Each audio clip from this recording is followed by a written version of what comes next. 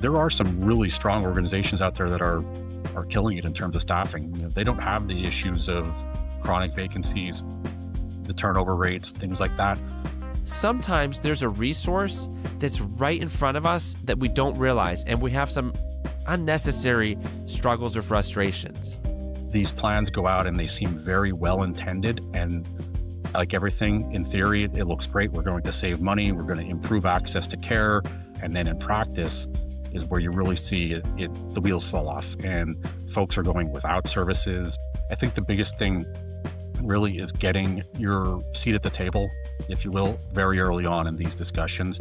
You need to really get in touch and make some stronger relationships with not only your regulators, but also your legislators, because the train can leave the station very quick on this, and it's very hard to pull back in. Welcome to IDD Leader, where human services leaders grow their impact, lead with heart, and build the workplaces our field deserves. I'm your host, Nate Beers. Let's dive in. Have you ever tried to prop a door open with one of those like wood triangle blocks door stoppers, but it's on a really smooth floor, and every time that you kind of keep kicking that thing in there, the door just kind of still keeps closing to your utter frustration? Look, this is not therapy for me, although that was mildly therapeutic. And then you go and find out that if you would have just pushed the door open like another half inch, the arm would automatically lock, or there's a magnet on the back that will hold the handle spot. And you keep thinking, oh my goodness, it could have been so much easier this whole time. And here I was messing with that door stopper for way too long. Yeah, I know. Probably just me. Probably no one else has ever been there. But it illustrates an important point. Sometimes there's a resource that's right in front of us that we don't realize, and we have some unnecessary struggles or frustrations. I have an awesome guest today. His name is Tim Sohosky, and he is the IDD Director at a state provider association in Pennsylvania. He'll tell you a little bit more about that specific provider in a couple moments. But what I'm trying to get at is that some states have multiple provider agencies. Some states have one really main provider agency. And I know there are some states out there where you don't have a clear provider agency in the same way as this. But whatever level is out there, I want to encourage you to consider tapping into that resource. And guess what? You get to do it vicariously today by learning from Tim's experience in his role. And I cannot wait for you to learn the insights that I learned from him. This is part 1 of 2. I will release the second part of this interview with the next episode, which is next week. But without further ado, enjoy today's conversation. And seriously, stop jamming that thing under the door. There is a better way. Let me start by throwing you in the deep end. Imagine you're suddenly the CEO of a mid-sized provider who's drowning in vacancies and turnover. The board gives you 90 days to show progress, or else, well, whatever that means. But what are your first 3 moves? Wow, what a good question to start off with, and thank you for throwing me right into the deep end there. Have to say, unfortunately, I've been in a very similar situation like this a couple of times actually throughout my career, and given that the frequency of huge vacancies and turnover rates in the IDD field are very chronic right now and have been for many years, I think the first thing that we need to do as a new CEO diving into that deep end of the pool is, one, let's get in the car that day. So I sign my contract with the board and I jump in my car and I go right to where folks are working. That's a group home, community participation supports program, in-home community services, an ICF facility, wherever that is. I'm going to go to as many of those facilities as I can in those first few days to actually talk unfiltered to the folks that are doing that work. One of the reasons that I found that that's really beneficial is when you don't have to filter that through a couple layers of management, you get real raw feedback. And sometimes it's very small things that you can tweak in a matter of an hour, a day, a week. And it makes a huge difference in people's daily routines, in their workloads.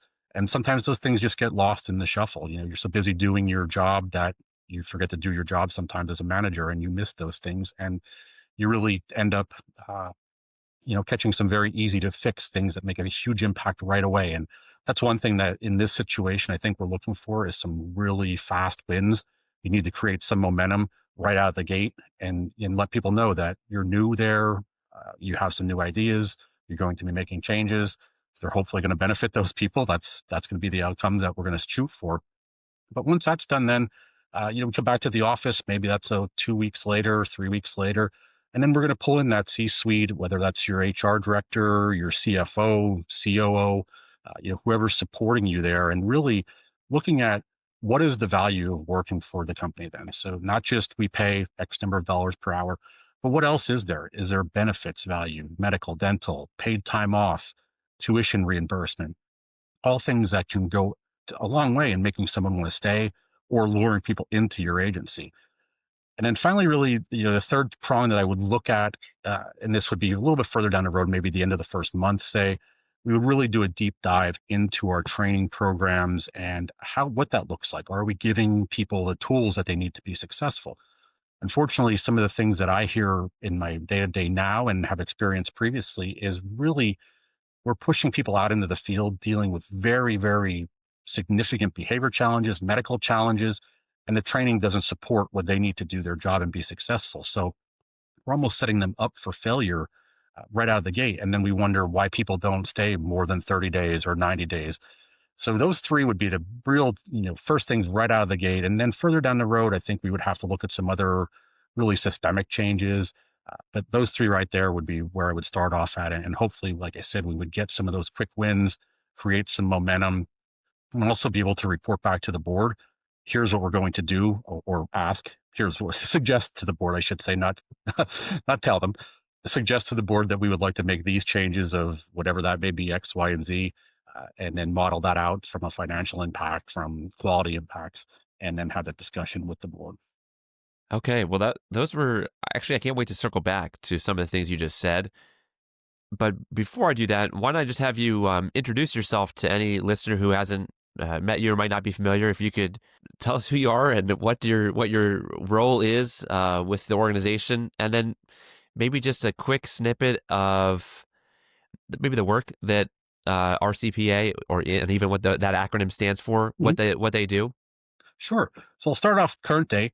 Right now, my name's Tim Sohosky. I am the Intellectual and Developmental Disabilities Director for RCPA, or Rehabilitation and Community Providers Association.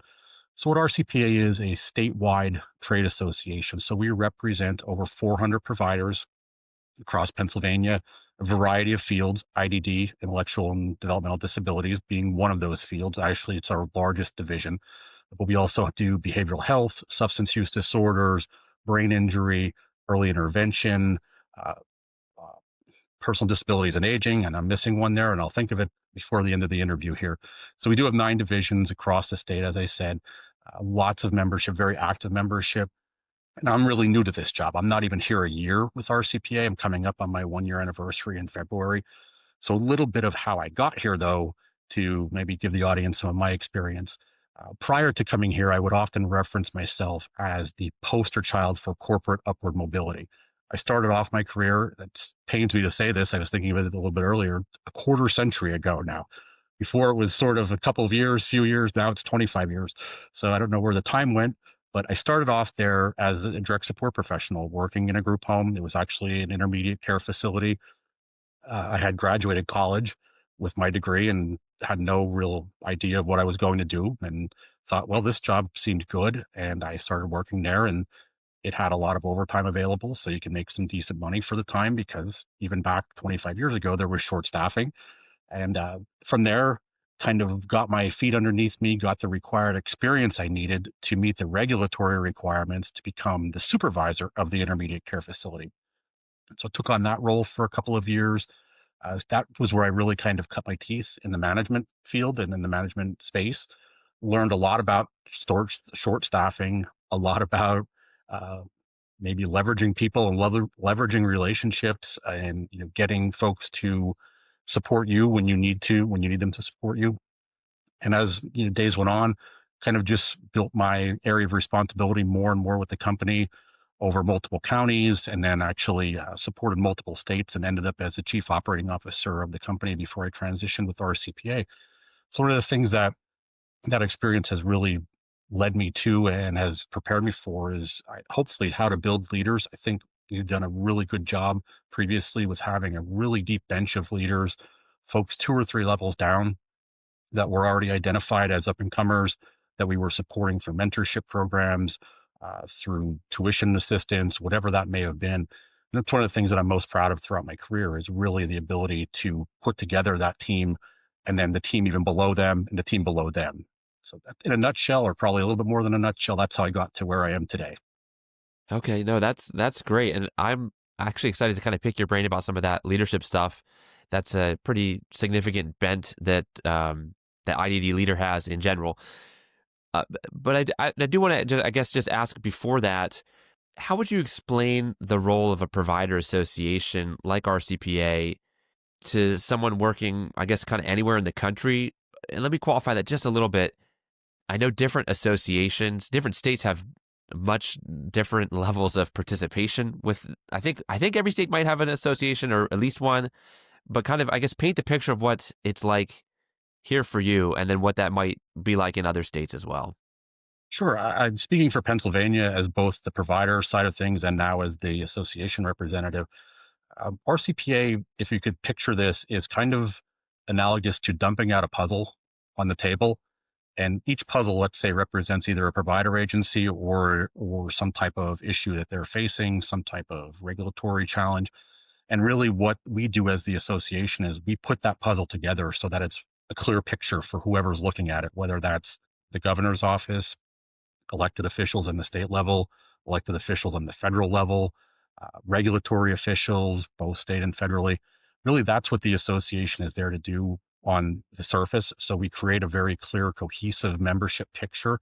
And then we also are the megaphone for our members. So one thing that we're very good at, and I found this very early on, is when there is an issue or issues, we can get in front of the right people and we can amplify that message. So it's not just one provider calling the governor's office, for example, and saying, I don't like this regulation. It's too burdensome. It's administratively complex. We can go in there and say, we have 400 providers that are reporting to us these challenges, and this is how it's impacting services, and it's not efficient, or it could create efficiencies. So really that message amplification. And then finally, I think it's upon us to really focus on the big picture. Providers are down in the weeds very often, even their executives, they're managing their business. They're not looking out necessarily at some type of really obscure legislation that on its surface doesn't have much of an impact, but when you dive down into it, it could really significantly uh, have a negative impact on their businesses. So we're up above the waterline, so to speak, there, and kind of looking out over the horizon as much as we can and sharing that information with the providers and their leadership so that they can make informed decisions. They can prepare for things coming not just this year or next year, but maybe 5 or 10 years down the road, which really that's what a good executive team should be looking at. They shouldn't be worrying about that day to day type of thing. So our engagements on the executive level really are beneficial for members and, creating that ability for them to have that vision. Okay, so if I'm understanding you right, well, I liked your puzzle analogy, but if I'm understanding you right, you're both taking kind of messages from providers to the legislators and advocates, so an advocacy element, but then also it sounds like you're also trying to help kind of give a heads up to providers as things are coming down the pipeline or as decisions are being made more at that governmental level of what that impact might be or how that's going to play out. Am I understanding you right in all that? Yeah, you're actually absolutely correct on that. And just to add on to that second half of things of sort of what's coming down the pipeline, oftentimes we are engaged from typically it would be the Office of Developmental Programs or DHS if it's a different division on pending changes coming forth. So they'll reach out to us and say, we're thinking about changing, pick a regulation or a whole set of regulations. If we send you the draft, can you pull together a steering committee, whatever you would like to call it, work group within your membership to comment on this? And then what we're doing is we're working closely with our members to give some meaningful feedback to the department. And we've seen a lot of success with that, especially this year with performance-based contracting, which I'm sure we'll get into a little bit, which is kind of the first foray in Pennsylvania into a pay for performance type of arrangement for providers. But we had a lot of really intense meetings around that, a lot of really spirited discussion, and for both providers and supports coordination organizations. We submitted significant comments, very extensive comments, and we changed the way things were going.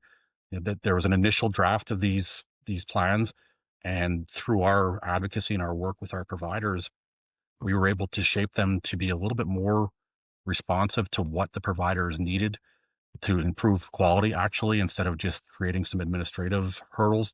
And I think that's something that really shows how the association can work. Okay, that's a great example. Is I, I I guess I'm thinking about how seems to be a movement that's happening much bigger than just Pennsylvania. From some other I guess conversations I've been in, my view's not certainly. I don't see that's completely the big picture here, but it sounds like there's a big push for this in the For sure. IDD space, and that it's kind of already been happening in healthcare, uh, managed care organizations, things like this. Maybe this is putting you on the spot, but what would you say it would be one of the biggest takeaways for let's suppose that one of the listeners is a leader at a provider organization where this maybe they're not in Pennsylvania, but their state is looking at or going to be starting to roll out these kinds of things. What are some of the things that need to be top of mind if they're starting to sort of strategize? How can we stay ahead of the curve and not feel like we're playing catch up for the next couple years? Yeah, great question. I think the biggest thing really is getting your seat at the table, if you will, very early on in these discussions. So if you're in, wherever state, Kansas, Nebraska, wherever it's at, and this is being proposed, you need to really get in touch and make some stronger relationships with not only your regulators but also your legislators, because the the train can leave the station very quick on this, and it's very hard to pull back in. And what we've seen in a few states that I'm knowledgeable of is these plans go out and they seem very well intended, and like everything in theory, it looks great. We're going to save money. We're going to improve access to care. We're going to expand the population we can serve. And then in practice is where you really see the wheels fall off, and folks are going without services.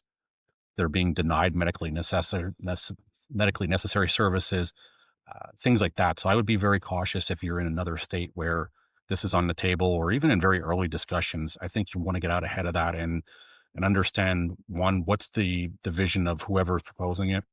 If that's the United States DHS or whatever their acronym is there, try and get in touch with those people, or not try, do get in touch with them and really have a meaningful discussion on what's driving that, and try to understand it as best as you can. And then also, if you're coming in a little bit later where maybe this is already rolling out, or it's beyond the point where you can make some meaningful change with it, I think it's just super important that you need to get some type of actuarial analysis done. How is this going to impact your operation? And start making that pivot before it even rolls out. So if you know that managed care is coming in and it's going to create additional administrative burdens, how do you ramp up your administrative resources, whether that's technology, additional headcount, whatever that may take to work within that system. Again, if you're coming in later though. Yeah, those are good suggestions. I'm not trying to set this up to be any kind of, I guess, complaining or analyzing PA in a way that's unfair. I know, because I know everything's with good intention here, but any kind of lessons learned even from your first year in this role, as you're seeing, I mean, PA is right in the middle of rolling this out. I mean, this is pretty freshly. I think, are we maybe in year two of We're heading into year two. heading into year two? So I guess any kind of big takeaways, particularly on the provider side of things, although certainly you might have insights as well. I mean, I'm sure the state, the DHS or whoever listening to providers is obviously going to be key, so that it actually goes as intended. But maybe more on that provider side, big takeaways. Yeah, I would say from the provider side, the thing that, and I will definitely plug ODP in Pennsylvania for this, they did tons of listening sessions and work groups and focus groups and task forces and you name it leading up to this. There was a ton of communication with this, and I will absolutely recognize them for that. They, along every step of the way, they really communicated things out well with providers. Now, as a provider, though, you need to read those releases and participate and ask questions and come up with ideas. So that's the big thing. I think it's a two-way street, and you want it to be a two-way street. You don't want in Pennsylvania, for example, ODP just dictating this is what you're going to do, and then you have to live with that. So when the opportunities are there, make sure you're availing yourself of those opportunities. Make sure that you're, like I said before, at the table. It's the old adage that if you're not a seat at the table, you're probably on the menu. So yeah, that would be my takeaway from the provider end of things. And I will say, overall, there were some kinks in the data submission process, and I think ODP has recognized that the technology tool that they used for that wasn't the greatest, but it was also the first time they were doing it. And I will again give them a very strong recognition that they recognize that when the supports coordination organizations did their data submission, they actually built a whole new tool for them to do it. And from what we've heard, it was much smoother than the residential, the provider association, the provider submission. So again, they're responding to that feedback. People are saying, we don't like this. This doesn't work. You're giving me a yes, no question that I also have to add more information in, but there's no text box. Examples like that. So they were very responsive to it. But if you don't raise those issues and just complain about them, or sort of just complain to each other, they don't change. And that's a big piece. I think people have to be comfortable with approaching those regulators and their leadership. They're there to do a job, and I think at the end of the day, we all want to support individuals as best as we can. Yeah. Types of targeted actions you're describing, I do think that that can be a big differentiator. I mean, certainly with this issue, but even back to some of what you're sharing at the beginning, I think it's easy for providers to just feel so kind of stuck in that cycle of crisis mode with vacancies or with different, it's like, you're already several feet underwater, and then somebody hands you an extra weight with the, new regulation comes out, or now we need to collect more data or whatever. And I think that can be very disheartening. But with the right targeted actions, I do think that there can be a reversal where organizations that were previously feeling very just kind of stuck can start to see light at the end of the tunnel. They can start to see that thing turn around. At the very beginning, you referenced listening, getting out there, getting in touch with people. If you were, suddenly the CEO at an organization that's struggling, what, I guess, kind of back to some targeted actions. What are you hearing in your role now from providers that are struggling? I know that there's no shame in that. That's a kind of a common, I mean, it's a big challenge in this field. We don't, let me back up for a second. I've had this conversation when I try to explain about the field of IDD to people that are not familiar. I say, listen, in some businesses, you're trying to get customers. We never have that issue. We always have more people to serve than what we can serve. But for us, the market that this field struggles with is not the kind of the market to get customers. It's the job market. It's the human resource market that can be so challenging. And so I guess what kinds of things have you been hearing in your role where the biggest sticking points are, or where people start to, like the shift I just described, have you even seen that happen for any organizations, or start to happen where they're going from underwater to getting in a better spot? Yeah, that's a great question as well. And I will say it's been eye-opening with me in this role that it's expanded my horizons, that now that I'm seeing the statewide and talking to folks that I probably never talked to or very seldomly talked to in my previous roles.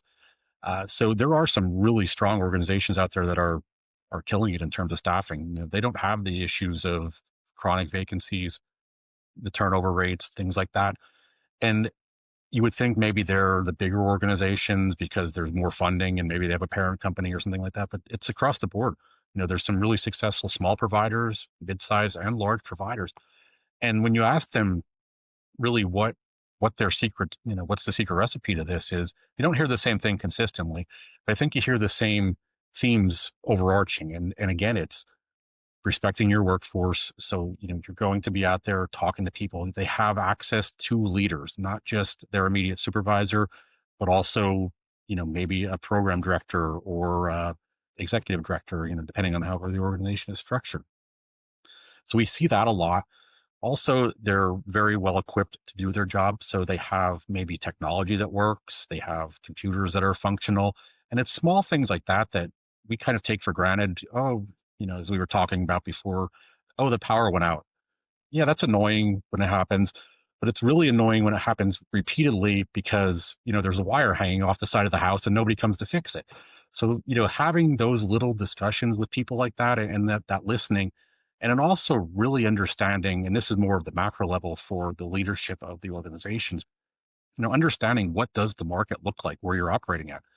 If you're paying so far below market rates that you're never going to attract anybody to come work for you, that's an internal discussion that needs to occur. And I think it's something that providers have to look at and say, why are we so far below market? What are our expenses? What aren't we being efficient at? Can we minimize some type of capex expense? Or we have a lot of vehicle accidents, so our insurance is high. Can we negotiate that to a better rate? All those types of things that typically fall under a CFO and a finance department. But it all rolls up, and really it does. Those providers that are successful, they're the ones that are managing that.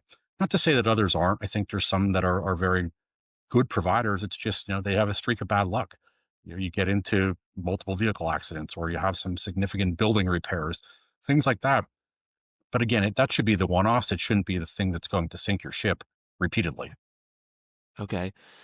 And what do you think when it comes to making those fixes or being in touch with, I mean, two of the things you just said, not letting problems linger, like the wire hanging off the side of the house.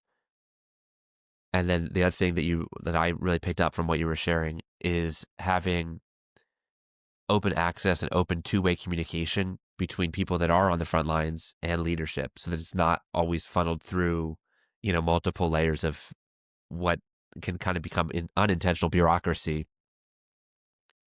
What do you think that um, for these organizations that are thriving, and you said you've seen that in multiple sizes, what are some of the kind of maybe policies or practices or norms that they're putting into place that have created?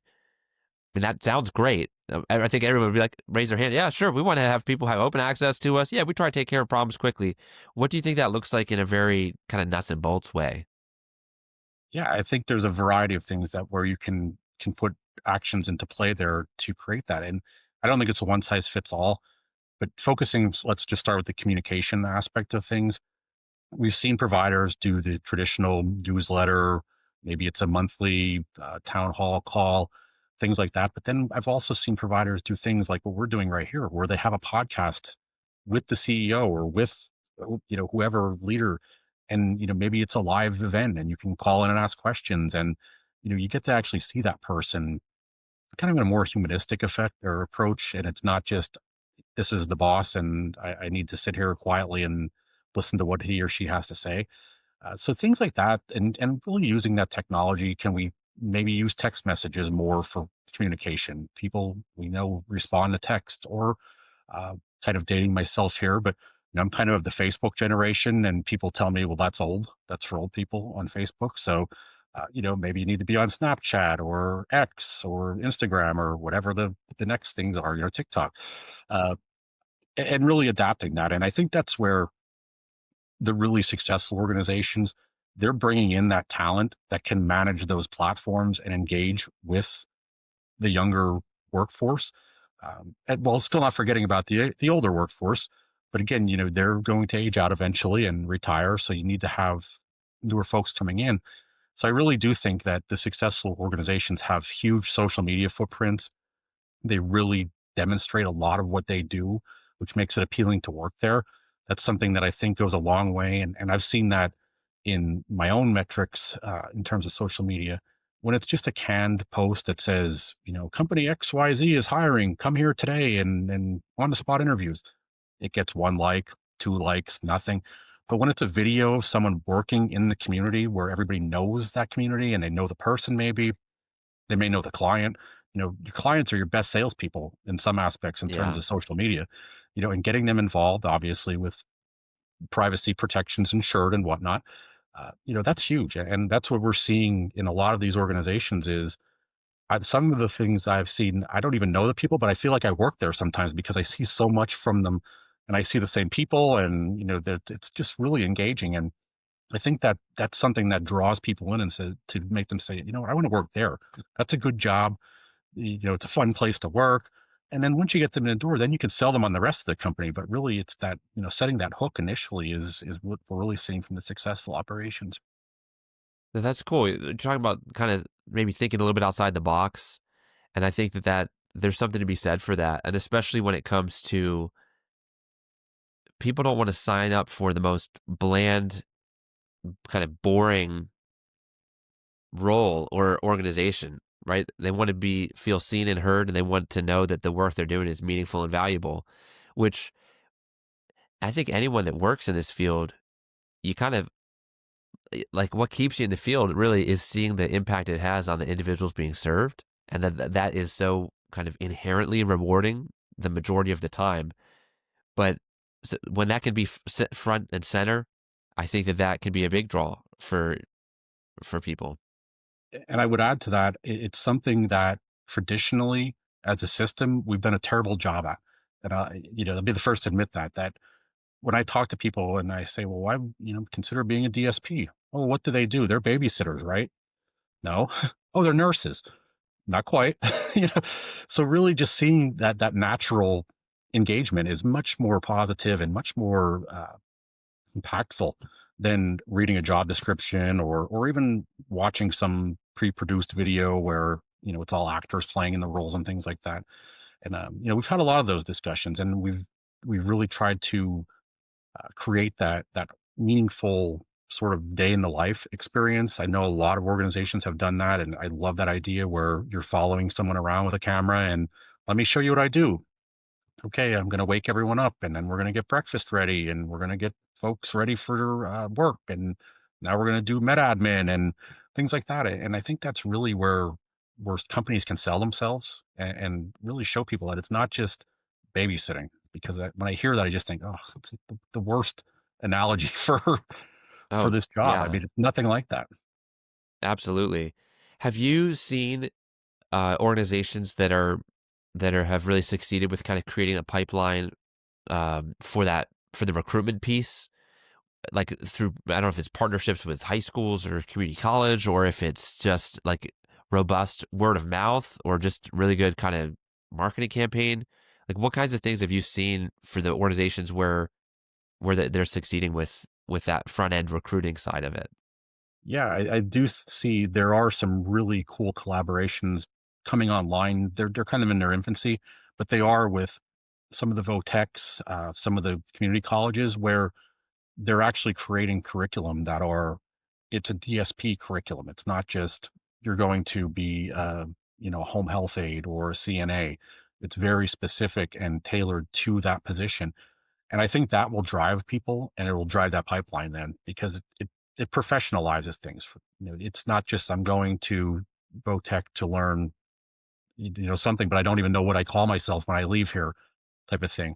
Uh, and that's one thing, and I'm sure we'll touch on it at some point or another, but I just want to throw a plug in there for it. There is actually legislation pending now federally to recognize DSPs as a formal job classification, that's a great step. You know, when we can actually say this is a job title that the government recognizes. It's not aide, it's not helper, babysitter, you know, whatever. It's an actual direct support professional job title. So then you can start building out those college courses, community college courses even further than what's kind of in the pilot stage right now. Yeah, absolutely. That actually did come up in a recent conversation I had with Joe Macbeth and Dan Hermick from NADSP, because I know that's been such a big area that and they're not the only ones, but they certainly have had a very big push towards that. Was it SOC? I think is what it's called. Yeah. Standard The occupational category. There we go. Thank you. I couldn't remember what it stood for, but yeah, they've really pushed for that because of what that would open up, and even hearing how like surveys and things go out, it's not even always clear to providers where to put DSPs. I mean, they often get lumped in with the home and health care aides and things like that, but it gets very tricky to even know where to put them in because some of them are very specialized in their in the skill set and everything. So yeah, no, I'm very excited for that. I certainly hope that goes through. I think our whole industry is like, please, let's make Yes. it happen. You know, If there's something to advocate for, that's it. wow. I loved hearing about how his provider organization is impacting and supporting providers across the state where he's located. And I always try to leave you with some kind of an action move. This will be an interesting one. I don't know if this will feel like it is really helpful, or if this will feel like it's so obvious that why am I even sharing it? I think sometimes as leaders, this is actually hard for us. My encouragement, my action move is this: when you need to, ask for help. I know that there's that sense of pride or that sense of I want to get things figured out. But as his stories today illustrated, there's a lot of power in asking for help and in networking and connecting with other organizations and resources that have the help we need.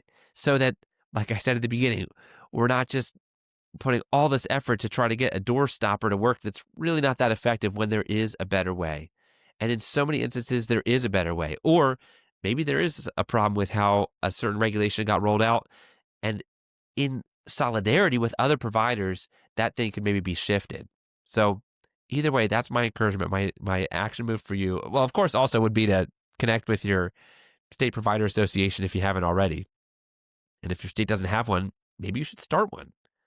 Anyhow, but yeah, it's to ask for help. I know it's kind of hard to do, harder than easy to say, easy to talk about, hard to do because it can be kind of humbling, but it's a powerful move and not to be underestimated. Speaking of help, I have a resource that I hope would help you, and that is the 7 quiet danger signs that your supervisors are burning out their teams. It's a free PDF download that's like a checklist and a tool that kind of points out how sometimes there's some symptoms that are happening that we kind of gloss over, don't realize, but we're seeing the results of it, not even realizing that it's contributing to it. And then it also gives a few helpful tips as to what to do to remedy that so that your supervisors become your number one retention ambassadors from the moment, in fact, actually probably from a week or two before they show up, but from the moment that your new hires show up, that your frontline supervisors become your biggest retention ambassadors. How can you get this resource? Just go to iddleader.com/burnout. That's how you can get it for free. All right. Well, I enjoyed my time with you. I can't wait for part 2 to drop next week. But until next time, here's to you. Keep up the amazing work.